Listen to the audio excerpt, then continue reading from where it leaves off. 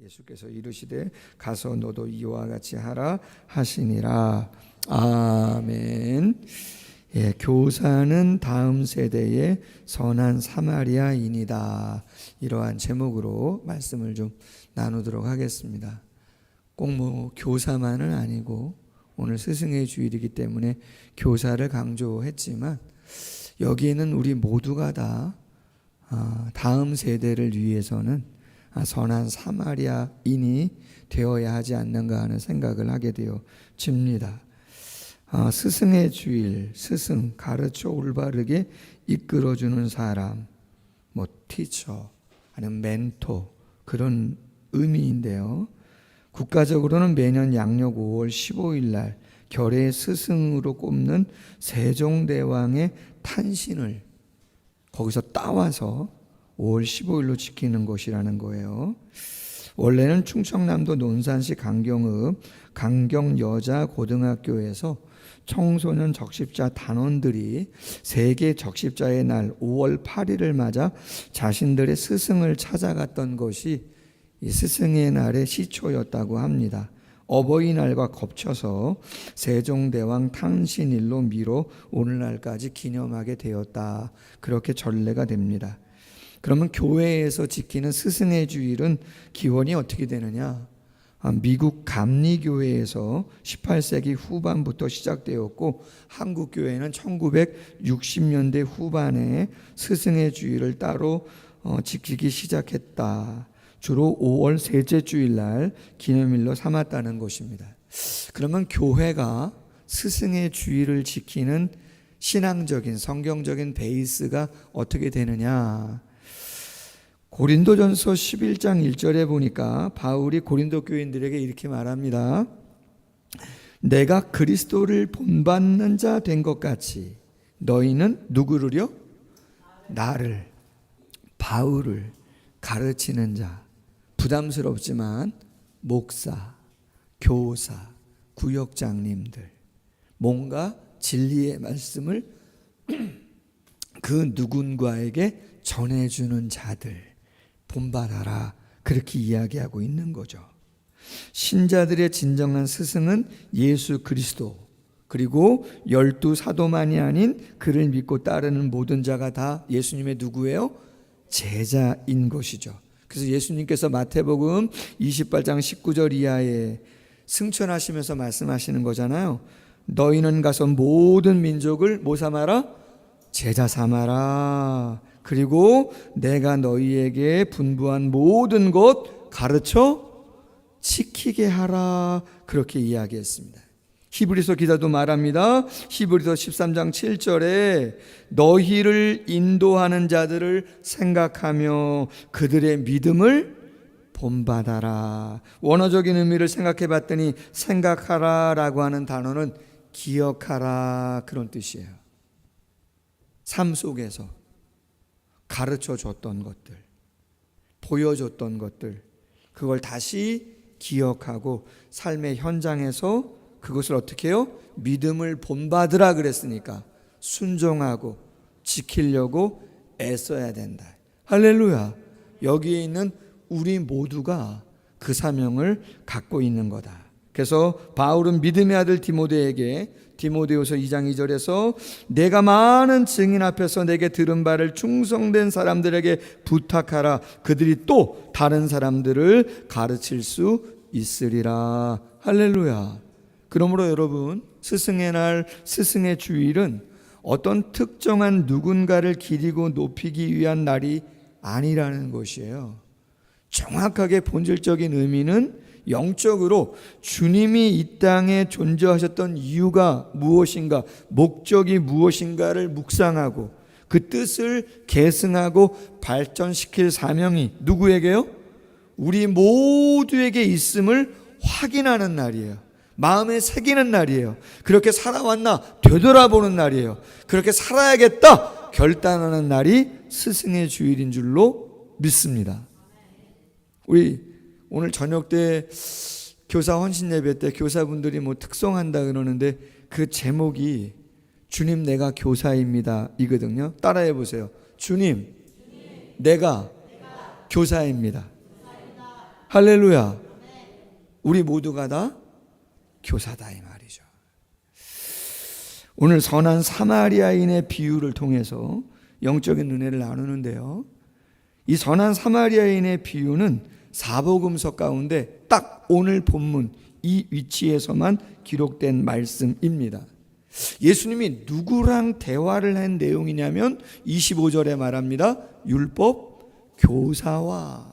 누구랑요?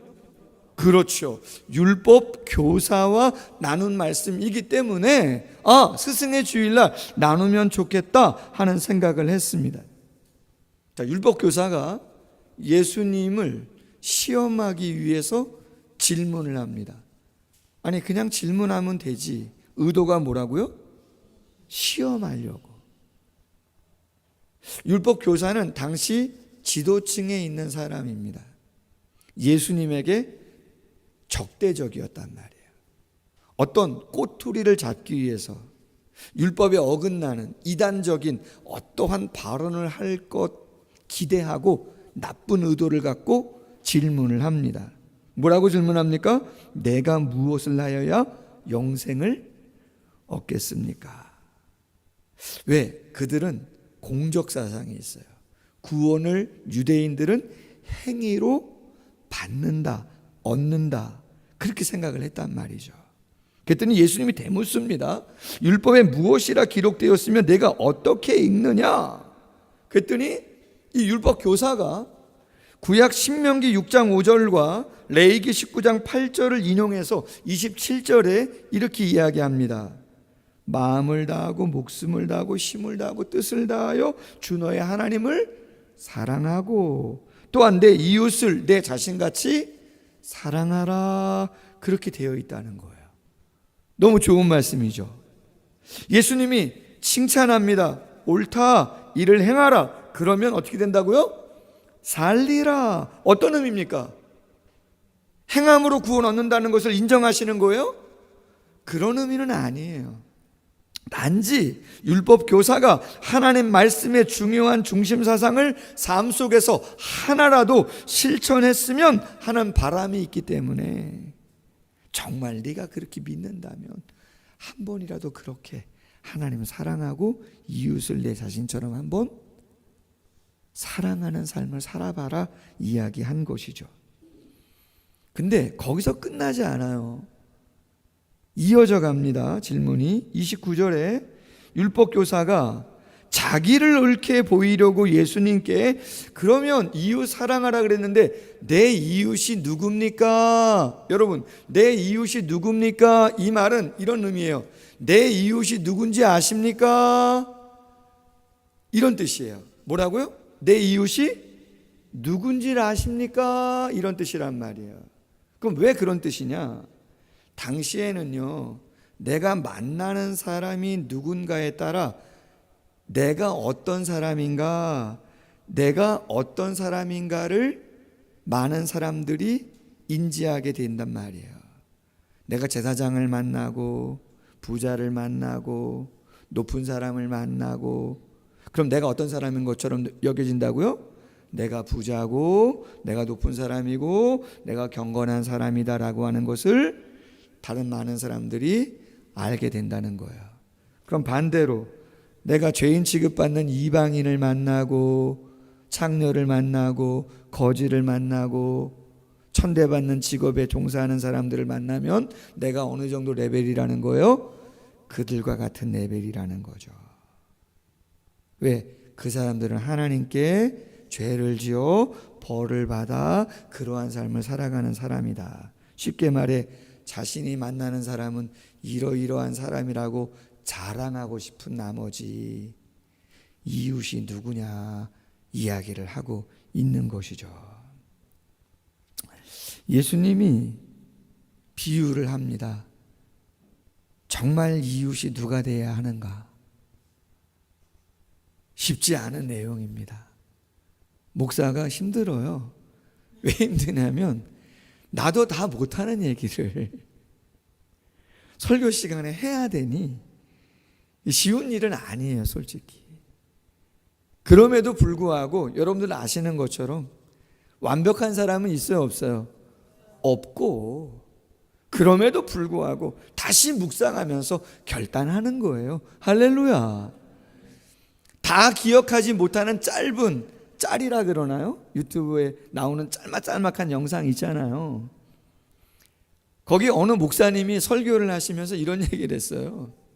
어느 성도님이 뭐 유튜브에 무슨 댓글인가 글을 올렸는데 당신이 30년 동안 신앙생활을 했대요. 설교를 한 3,000번 정도 들었대요. 근데 당신의 삶의 변화가 하나도 없다는 거죠. 그러면서 내가 그 시간 동안 그 열정을 다른 일에 다른 곳에다 쏟았으면 좀 뭐 더 좋았지 않았을까, 이런 이야기를 했다는 거죠. 그랬더니 댓글이 말이죠, 자자자자자자 어마어마하게 달리더라는 거예요. 공감이에요, 비공감이에요? 비호감? 공감. 맞아 막 달리더라는 거죠. 여러분 어떠세요? 근데 막 달리고 있는 그 순간 댓글이 하나 딱 올라왔는데 그 이후에 잠잠하더랍니다. 무슨 댓글이냐? 정확한 기억은 아니에요. 이런 내용이에요. 제가 결혼이 30년 정도 됐습니다.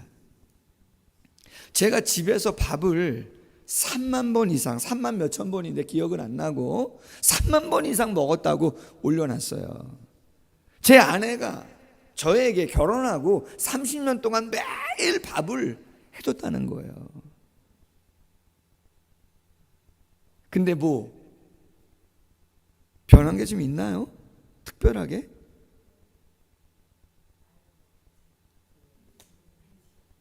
뭐 체중이 늘 수는 있겠지만 뭐 얼만큼 는 거예요? 먹은 만큼 늘은 거예요? 배 터진 거예요 그러면? 그럼에도 불구하고 진솔한 이야기를 하나하나 다 씁니다. 그 사랑으로, 그 힘으로. 어제도 저녁 때 어느 성도님이 나물을 오늘 주일날 드실 건데 제가 그런 거 좋아하니까 이렇게 나물 종류를 시골에서 자라서 한번 맛보시라고 저녁 때 주신 거예요. 근데 어제 저녁 때 제가 속이 좀 그래서 누룽지를 이렇게, 저희 집사람이, 할렐루야, 제가 누룽지 3그릇하고요, 거짓말 아니고 3그릇입니다. 3그릇하고 그 나물하고 또 집사람이 꺼내준 총각무하고, 할렐루야, 그걸 다 먹었습니다.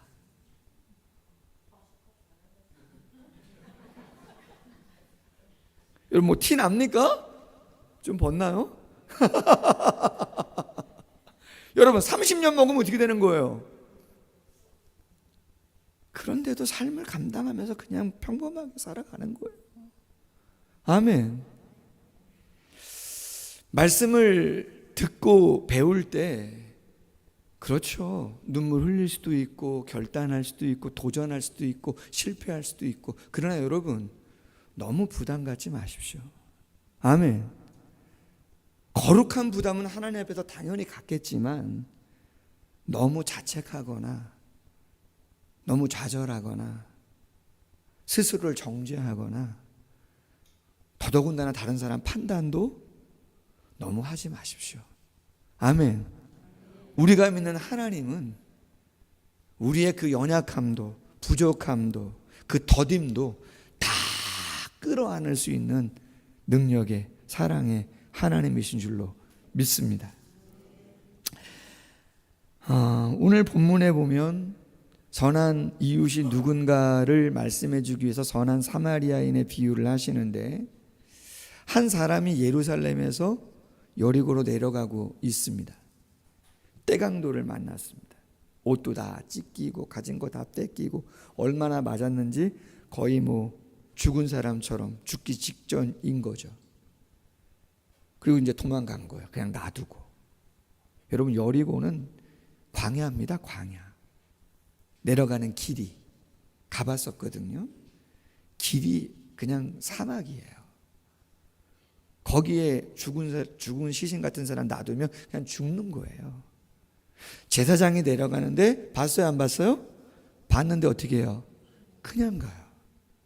레위인이 조금 있다가 지나가는데 또 어떻게 해요? 또 피해서 지나가요. 그럼 왜 제사장과 레위인은 성전에서 하나님을 섬기는 귀한 일을 하고 많은 사람들이 존경받는 사람인데 왜 피해 갔을까요? 이유는 크게 두 가지 정도예요. 하나는 자기도 강도를 만날 수 있겠다는 생각을 한 거죠. 제롬이라고 하는 교부는 AD 4세기 정도까지 예루살렘 고산지대거든요. 800m. 여리고는 지중해보다 낮아요. 260m 정도가. 1000m 정도 차이가 나요. 너무나 그러다 보니까 골짜기도 많고 협곡도 많아가지고 떼강도들이 은둔했다가 딱 나타나가지고 강도짓하기 너무 좋은 곳이다 보니 혹시 자기도 떼강도 만날 수 있을 것 같으니까 지체하면 안 되니까 빨리 주력락을 쳤다 이 말이에요. 두 번째는 레위기 21장 1절로 3절 이하 이런 말씀이 있습니다. 아론의 자손 제사장들에게 말하여 이르라. 그의 백성 중에 죽은 자를 만짐으로 말미암아 스스로 어떻게요? 더럽히지 마라. 시체 만지면 부정하다. 그러니까 시체 가까이, 주검 가까이는 가지 말라고 이야기가 돼 있단 말이에요. 성전에서 섬기는 제사장과 레위인들은 안 되잖아요. 근데 죽었어요, 안 죽었어요? 솔직히는 안 죽었거든요. 근데 혹시라도 누군가가 보고 나를 정죄할까 봐 그냥 빨리 지나갔다 이 말이에요. 근데 세 번째 사람이 나옵니다. 누굽니까? 어떤 면에서 사마리아 사람은 유대인들이 죄인 취급하는 혼혈족이거든요. 만나지도 않는 사람들이에요, 솔직히. 근데 그 사람이 내려가다가 그 강도 만난 사람을 보고 어떻게 해요? 그렇죠. 도와줘서 그를 고쳐준단 말이에요. 저는 오늘 말씀을 묵상하면서 이런 생각을 했어요. 강도 만난 사람이 우리 자녀들 다음 세대일 수 있겠다. 부분적으로는 여기 있는 모두도 강도를 당한 거 아닌가. 그럼 누구한테 무슨 강도짓을 당했나, 뭘 뺏겼나, 그 말이죠. 설교를 준비하다 보니까 말이에요, 강도는 타락한 문화, 세상의 가치관, 하나님의 말씀과 위배되는 세상의 그 무엇들이 우리 자녀들에게 가장 중요한 영적인 부분들을 다 뺏어가는 것 같아요. 맞습니까? 다 뺏어가요. 세상의 타락한 문화는 이런 것들이에요. 죄를 죄로 말해야 되는데 너무나 세상에 죄가 많다 보니 그냥 그 정도는 다 넘어가려고 그래요. 여러분, 다 그런 건 아니지만 버스나 지하철, 제가 뭐 지하철은 타보진 않지만 이렇게 뭐 카페나 길거리에 3, 4, 5 중학교 고등학생들이 지나갈 때 착한 애들도 많이 있지만 막 욕소리 들리는 경우들도 꽤 많습니다. 자기들끼리 있을 때야 그쵸? 모르겠는데 그 공간에는 어른들도 있잖아요. 나이가 많은 분들도 계시고. 근데 그냥 뭐 욕설을 그냥 아무런 거리낌 없이 막 내뱉어요. 그죠? 심지어는 담배도 피고 막 술도 마시는 모습들을 막 보여줘요. 근데 어른들은 잘 얘기도 잘 못해요. 그렇잖아요. 무례함이 많은데도 불구하고 무례함에 대한 이야기 못하고, 심지어는 청년들 같은 경우는 동거 문화가 너무 많아요. 동성애도 어릴 때부터 배운다 그래요, 교과서에서. 그죠? 막 드라마는 그걸 미화해요. 인기도 많아요. 결혼도 안 했는데 살아보고 안 맞으면 헤어져. 여러분 맞습니까? 여러분이 나중에 결혼해서 여러분이 낳은 자녀에게 그 이야기 아무 꺼리낌 없이 말할 수 있습니까?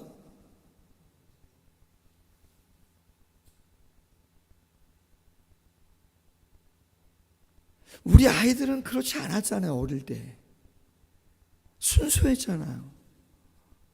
아니에요? 성경 속에 나오는 예수님이 안으시고 축복해 주셨던 아이들은, 천국에 들어가는 모델로서 제시했던 자녀들은 정말 겸손하고 정말 순종하고 정말 해맑은 그러한 영혼들, 그러한 아이들이었어요. 그러한 다음 세대였다고요. 그런데 세상의 타락한 문화가 우리 아이들의 그 영혼을 다 빼앗아 버려요. 망가뜨려 버려요. 그뿐 아니죠. 세상적인 가치관은 어마어마합니다. 디테일하게 다 얘기를 할 수는 없지만 물질, 만능주의, 성공, 지상주의, 극단적인 이기주의, 탈법, 범법, 묵인되는 경우가 상당히 많습니다. 자녀들이 모자라면 웬만한 건 다 괜찮은 거죠? 공부 잘하면 웬만한 건 다 묵인이에요. 괜찮아요.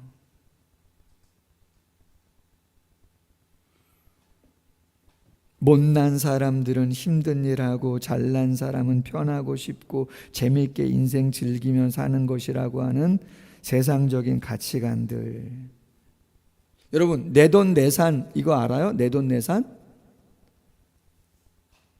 젊은 분들 이쪽은 조금 아시는. 내 돈 주고 내가 샀다 이거예요. 여러 가지 의미로 쓰이지만 내 돈 주고 내가 샀는데 뭐가 문제냐 이런 말이에요. 세상의 가치관이. 그럼 여러분, 성경적인 가치관은 어떤 겁니까? 내 돈 주고 내가 샀는데 누가 뭐라 그래? 괜찮은 겁니까? 어려운 이야기입니다. 여러분, 성경에 내게 있는 겁니까 진짜로? 본질적으로? 하나님이 주신 복을 누리는 거는 맞는 것이죠. 정당한 부는 괜찮은 것이죠. 그러나 그 정당한 부일지라도, 하나님이 주신 분복일지라도 그것을 내가 지금의 상황과 현재의 시간 속에서 어떻게 쓸 것인가는 누구에게 여쭤야 되는 거예요? 그걸 맡기신 진정한 주인인 하나님께 청지기이자 종인 우리가 여쭤야지 맞는 거 아니에요? 세상 사람들은 내돈내산이라고 이야기하지만 우리가 그렇게 이야기할 수 있나? 쉽지 않은 이야기이죠. 절대적인 존재와 신앙에 대해서 폄하하는 문화들, 기성세대에 대해서 반감 갖는 문화들, 우리 자녀들, 다음 세대가 엄청난 강도들에게 다 털린 경우들도 많아요. 아니면 여기 앉아 계신 성도님들 가운데도 자녀가 아니고 다음 세대가 아님에도 불구하고 벌써 빼앗기신 경우들도 그렇잖아요. 있을 수 있는 거죠.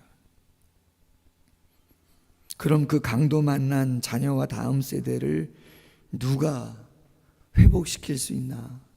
선한 사마리아인인데 탁월함이 몇 가지요? 4가지 있어요. 오늘 33절이야 35절까지인데 첫 번째는요, 따라해 보세요.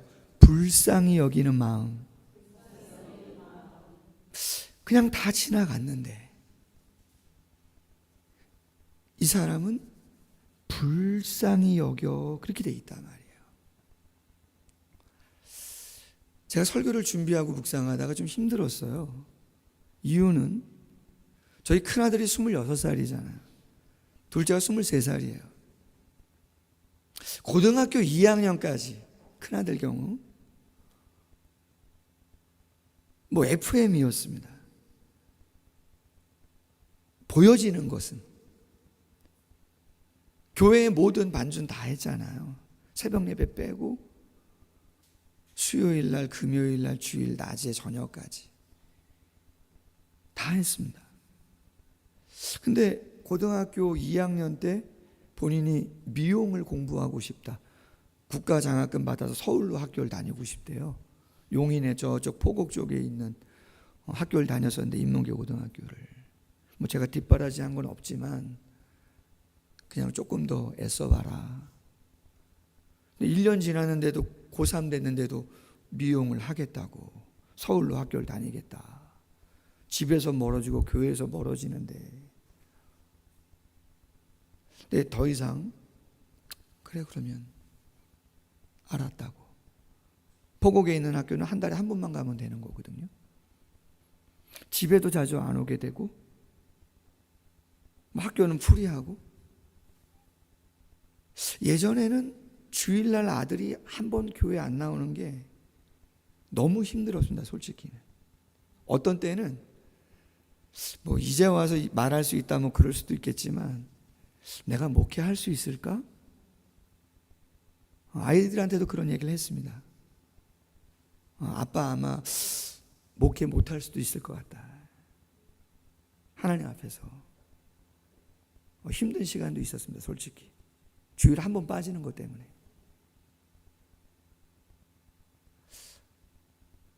너무 힘들었고 어려웠어요. 목회자의 자녀가. 애들은 더 어렵겠죠. 여러분, 제가 이 정도면 애들은 죽기 직전이었겠죠. 무슨 얘기냐면, 그냥 목사로서 보여지는 것 때문이 아니라 정말 하나님 앞에서 바르게 잘 자라가야 되는데, 벌써부터 그러면 안 되는데 라고 하는 안타까운 마음과 측은함이 있었단 말이에요. 근데 설교를 준비하면서 영 아닌 건 아니지만, 정말 내가 그렇게 불쌍히 여기나. 오늘 이 불쌍히 여기라고 하는 이 단어는 스프랑크 니조마이라고 하는 단어인데, 예수님이 복음서에서 환자들, 죄인들을 대할 때 불쌍히 여기사라고 할 때 스프랑크 니조마이라고 하는 단어를 쓰거든요. 창자가 끊어지는 것 같은 그런 고통을 표현할 때 불쌍히 여기는 거예요. 과연 내가 하나님 앞에 온전히 서지 못한 내 자녀를 보면서 그렇게 정말 아파하고 있는가? 많이 생각했어요.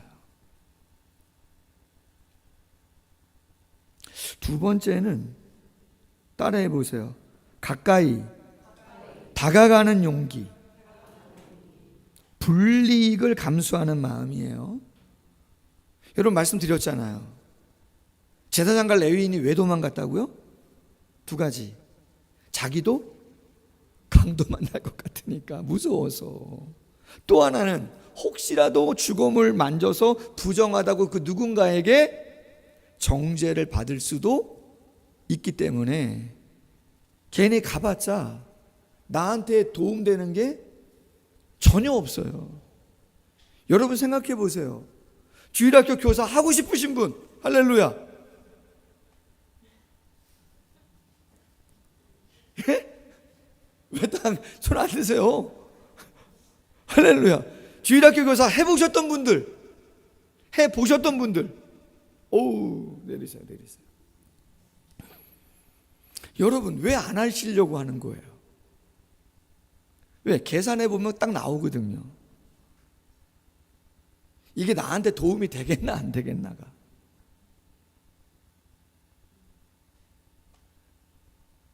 쉽지 않은 얘기예요. 드러나는 불이익이 나한테 있어요. 여러분, 강도 만난 사람 쉽지 않은 사람이에요. 상처와 아픔이 많은 사람이에요. 언제 한번 얼핏 말씀드렸는데 몇 달 전 얘기입니다. 도서관에서 있었던 얘기입니다. 저희가 축구 교실도 하고 뭐 레고도 있고 책도 있고 하다 보니 아이들이, 지역에 사는 아이들이 가끔 놀러 옵니다. 근데 어느 아이가 초등학교 저학년인데 레고를 좋아했나 봐요. 근데 좀 어렵게 사나 봐요. 여러 개를 만집니다. CCTV가 다 있잖아요. 좀 이상한 걸 느낀 거죠. 나중에 아이가 돌아가고 너무 이상해서 CCTV를 돌려봤더니 그 아이가 꺼낸 레고가 한 7가지, 8가지 정도가 되는데 하나씩 주머니에다가 하나 꺼내서 좋은 거 넣고 또 넣고 또 넣고 또 넣고. 그럼 어떻게 해야 됩니까?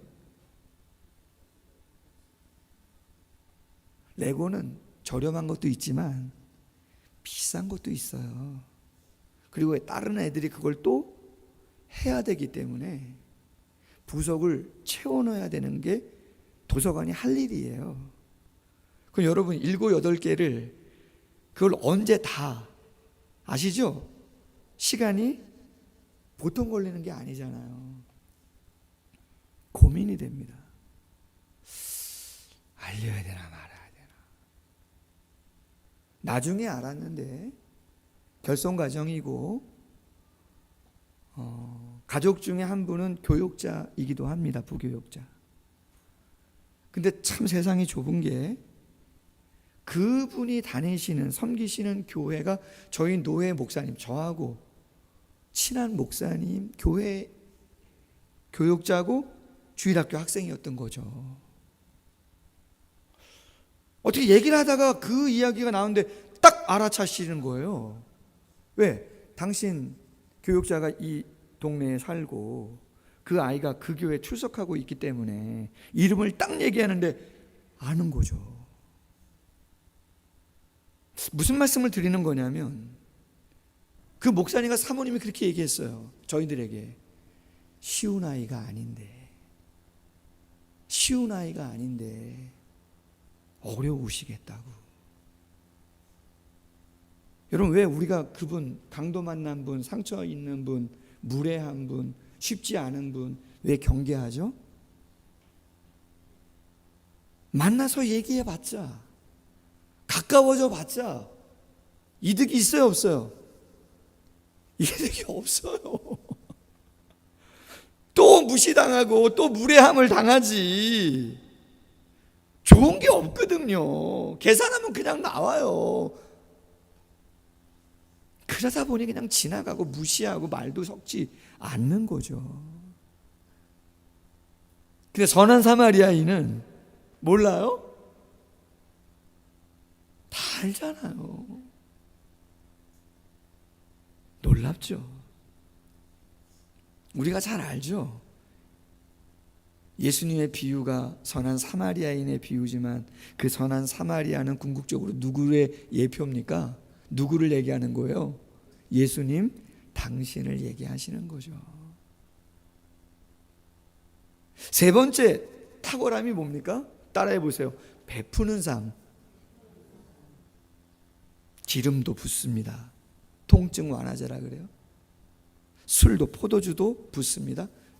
덧나지 않도록, 부패하지 않도록. 지금 선한 사마리아는 뭐 하는 중이라 그러죠? 성경에 보니까 여행하는 중이에요. 여행할 때 혹시나 해서 누구를 위해서 준비한 거예요? 자기 위해서 준비한 거예요. 근데 한 번 보지도 못한 사람에게 그 모든 걸 다 줘요. 그리고 자기 짐승에 태워서 추막으로 가요. 말씀드렸잖아요. 광야인데 그거 누가 타야 되는 건데요? 자기가 타야 되는 거를 그 사람에게 태워주고 자기는 걸어서 주막에 가서 2데나리온, 학자들에 의하면 2데나리온이면 그 정도, 보름 정도의 숙박비랍니다. 그걸 아낌없이, 그리고 그 이튿날 갔다 와서 또 모자라면 돈을 또 어떻게 해요? 마태복음 6장 21절에 내 보물이 있는 그곳에 내 마음도 있느니라. 할렐루야. 요새 아이들이, 주일학교 애들이 놀러 오잖아요. 그래서 교사분들이 그랬대잖아요. 우리 예진자매도 그렇고 3번 연속 오면 어떻게 한다고요? 만두집 데려가 가지고 만두 사주고 탕수육 사주고 하겠다고. 주일학교 재정이 아니에요. 본인이 자비로 할렐루야.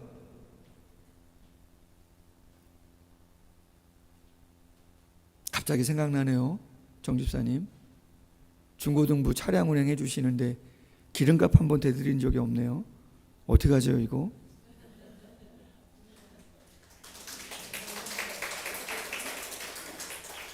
갑자기 생각이.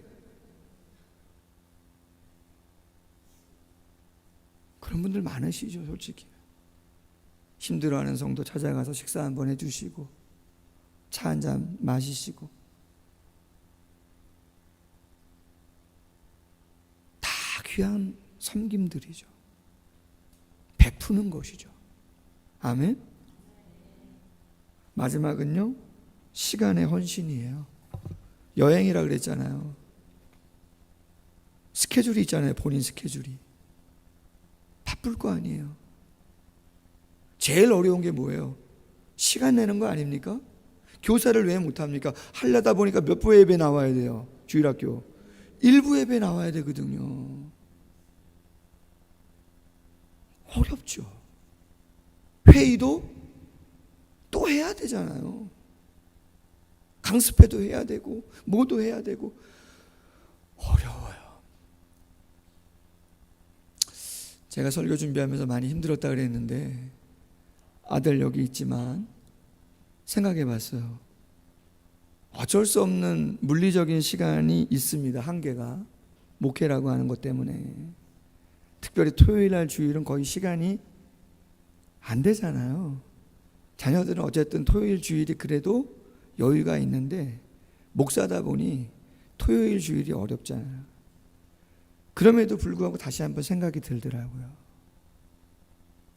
선한 사마리아인은 시간을 최대한 내야. 할렐루야. 최대한 시간을 헌신한단 말이죠.